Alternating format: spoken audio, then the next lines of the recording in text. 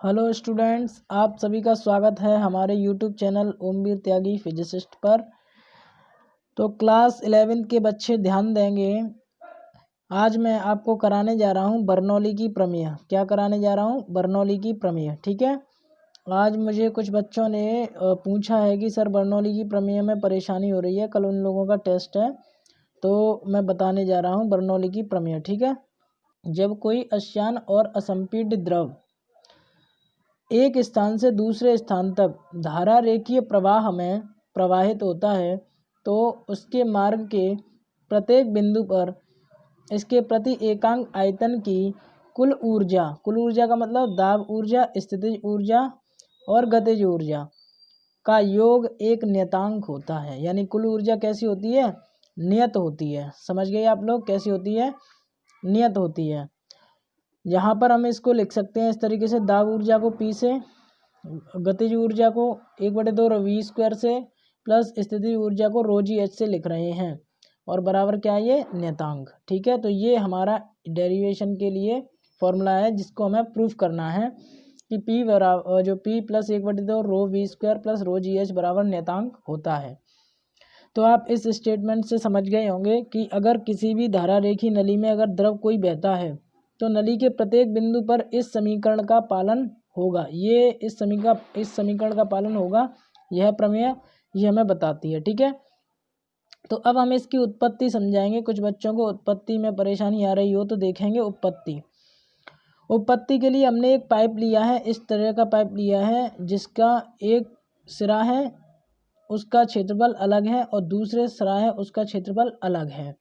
यानी यहाँ का क्षेत्रफल है हमारा A1 तो यहाँ का क्षेत्रफल है हमारा A2। कितना है? A2। यहाँ का क्षेत्रफल हमारा A1 है तो यहाँ का क्षेत्रफल A2 है। यहाँ का दाब P1 है तो यहाँ का दाब P2 है। यहाँ पर एक्स रे पर मतलब दाब वेग V1 है द्रव का, तो यहाँ पानी का यानी जल का या द्रव का वेग V2 है। एक्स रे की ऊंचाई धरती से यानी पृथ्वी से H1 है तो यहाँ पर H2 है। ठीक है। तो अलग अलग स्थितियों के लिए हमने इस डेरिवेशन को करना है। ठीक।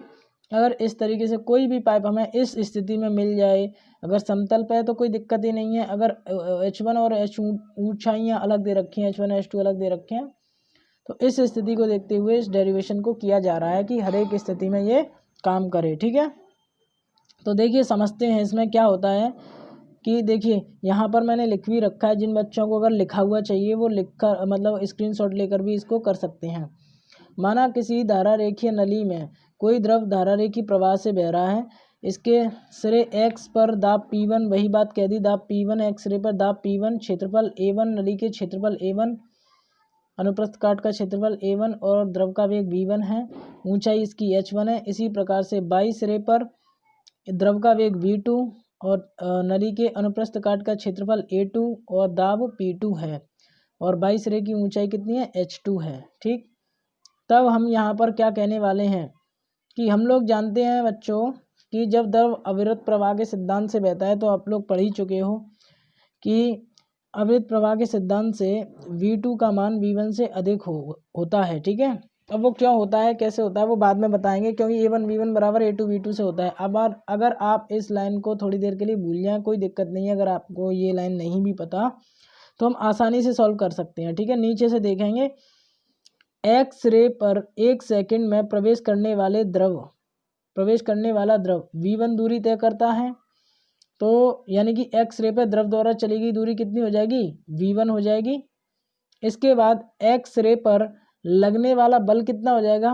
भाई समझ नहीं आ रहा हो तो कि हमारा दाब का फॉर्मूला होता है P बराबर F/A। तो सिमिलरली उसी तरीके से F बराबर क्या हो जाएगा? P इंटू ए होगा कि नहीं? इसका इसमें इंटू हो जाएगा तो हो जाएगा P इंटू ए। तो एक्स रे की बात हो रही है तो P1 इंटू A1। इस तरीके से हमारा बल आ गया। अब देखो बच्चों, बल आ गया तो हम कार्य निकाल सकते हैं आसानी से कि एक्स रे पर द्रव द्वारा किया गया कार्य यानी प्रवेश करने वाले द्रव द्वारा किया गया कार्य W1, ये हमारा क्या कहलाएगा? W1 कहलाएगा।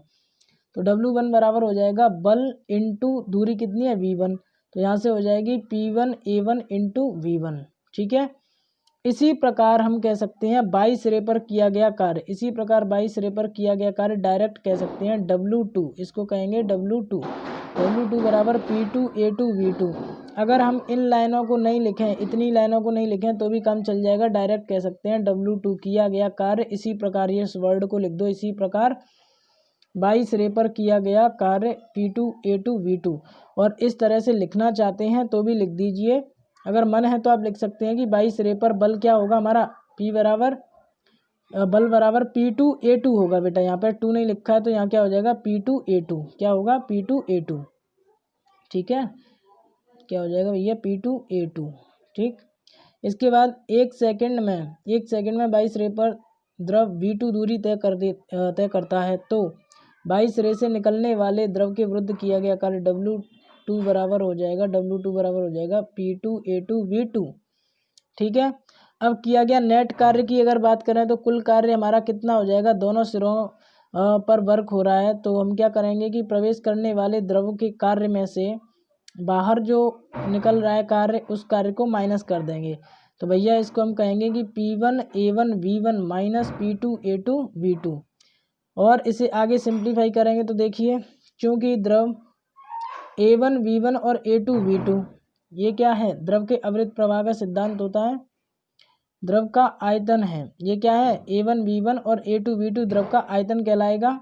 तो ये आयतन x रे पर प्रवेश कर रहा है, उतना ही 22 रे से निकल रहा है। तो द्रव के अविरत प्रवाह के सिद्धांत से हम कह सकते हैं कि A1V1 बराबर होता है A2V2 बराबर, मैं कह सकता हूँ V। क्या कह सकता हूँ, V। तो भैया यहाँ पर भी हमने लिख लिया P1, यहाँ पर P1A1V1 था तो उसकी जगह कर दिया V। यहाँ P2A2V2 था, उसकी जगह भी लिख दिया क्या, V। तो इन दोनों में से V कॉमन आ जाएगा, और V कॉमन आ जाएगा तो P1 प्लस P2 रह जाएगा। समझ गए, P1 प्लस P2 रह जाएगा। और हम जानते हैं बेटा द्रव्यमान बराबर होता है, एक फॉर्मूला, द्रव्यमान बराबर होता है आयतन इंटू घनत्व। तो आयतन बराबर हो जाएगा m/ρ। क्या हो जाएगा, m/ρ। समझ गए होंगे आप लोग, m/ρ। ये यहाँ से P क्या हो जाएगा, कैंसिल हो जाएगा। समझ गए कि नहीं, P कैंसिल हो जाएगा। ठीक, आगे बढ़ेंगे।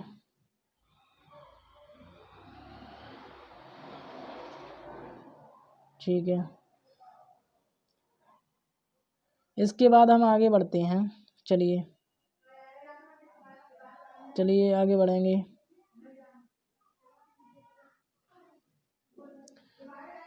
चलो आगे बढ़ेंगे।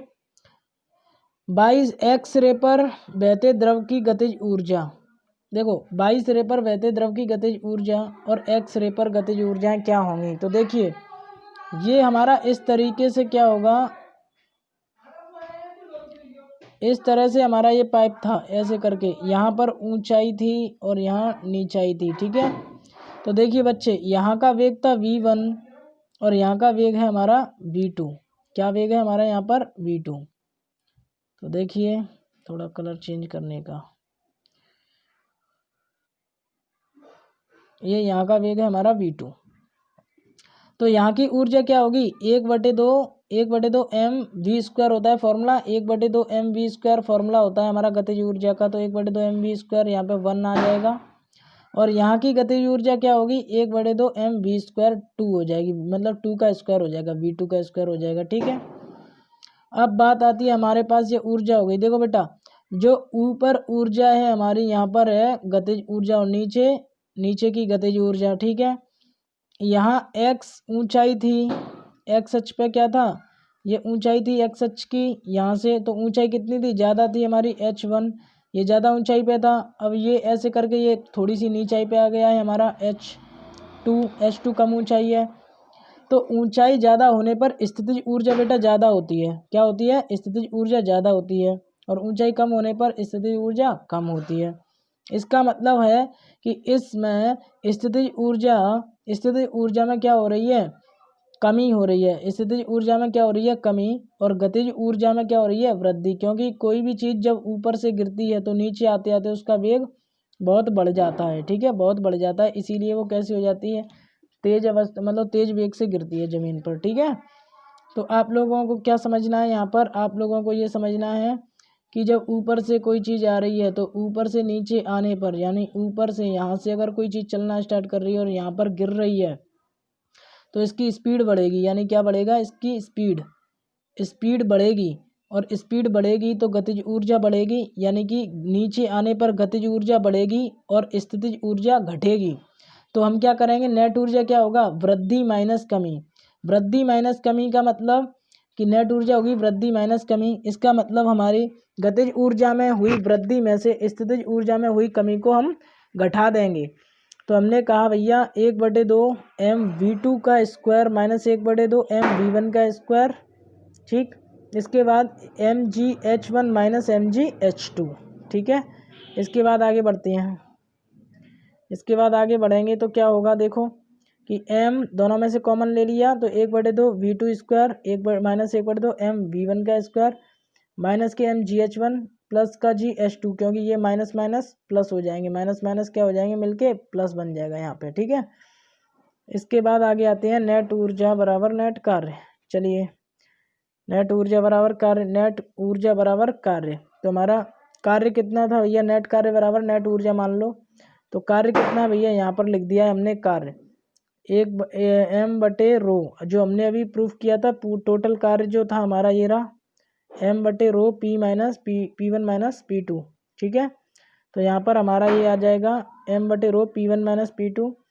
और नेट ऊर्जा को मैंने इस तरफ लिख दिया, ये इस तरफ ऊर्जा आ गई है, तो ये m जो ऊपर लिखी हुई है ऊर्जा वो लिख दी।